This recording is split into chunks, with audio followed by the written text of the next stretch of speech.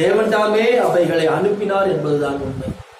வாழ்க்கையில பெற்று அனுபவிக்கிற ஒவ்வொரு நன்மைகளும் ஏதோ தற்செயலா வந்துருச்சு அப்படி போல நமக்கு காட்சி அளிக்கலாம்.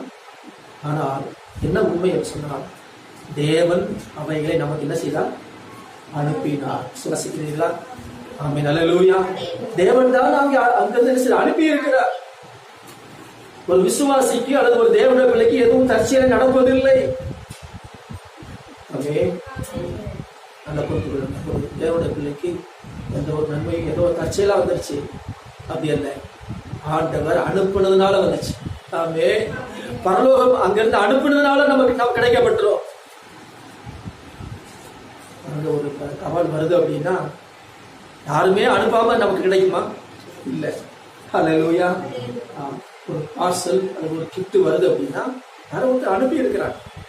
அதே போலதான் நாம் பெற்று அனுபவிக்கிற எல்லா நன்மைகளும் தேவனத்திலிருந்து அனுப்பப்பட்டவை என்பதை நீங்கள் மறந்து போக வேண்டாம். எதுவும் தற்செயலா நடக்கல. தேவன் தான் நம்ம என்ன செய்தார்? நமக்கு அனுப்பினார். ஸ்தோத்திரம். தேவன் ஒன்றை அனுப்புகிறார் என்று சொன்னால் அது விசேஷித்த விதமாய் கருதப்படுகிறது. தேவன் எந்த ஒரு நன்மை அனுப்பினாலும் அதுல ஒரு விசேஷம் இருக்குது. ஆமென். ஒரு நோக்கம் இருக்கிறது. ஸ்தோத்திரம். கர்த்தர் எதை செய்தாலும் ஒரு நோக்கத்திற்காக செய்கிறார். விசுவாசிக்கிறீங்களா? கர்த்தர் நம்முடைய வாழ்க்கையில எதை செய்தாலும், எதை அனுமதித்தாலும், எதை அனுப்பினாலும் ஒரு நோக்கத்திற்காக செய்கிறார். ஒரு நோக்கத்திற்காக. அப்ப நம்மை தேவன் இங்கே பூமிக்கு அனுப்பியதற்கு ஒரு நோக்கம் உண்டு. ஆமாவா இல்லையா? பூமிக்கு அனுப்புவதற்கு ஒரு நோக்கம் இருக்கு. ஏதோ தற்செயலா வந்துடல. நம்ம விருப்பப்பட்டதுனால இந்த பூமிக்கு வரல. தேவன் அனுப்புனதுனால வந்தோம் நம்ம. ஆமே.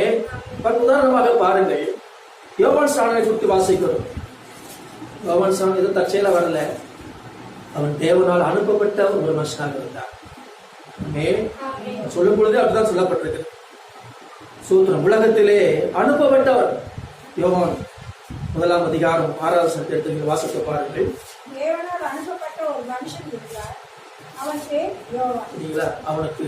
அவனை குறித்து சொல்லும் பொழுதே என்ன சொல்லப்பட்டிருக்கிறது? தேவனாலே அனுப்பப்பட்டவன். தற்செயலா அவன் பூமிக்கு வந்துடல. தேவனால் அனுப்பப்பட்ட ஒரு மனுஷன். அவன் பேர் யோவான். அது மாத்திரமல்ல, சொல்லப்பட்டிருக்கிறது அவன் எல்லாரும் விசுவாசிக்கும்படி அவன் அந்த ஒளியை குறித்து சாட்சி கொடுக்க சாட்சியாக. யார் அந்த ஒளி? இயேசு கிறிஸ்து இருக்கிற மெய்யான ஒளியை குறித்து சாட்சி கொடுக்க சாட்சி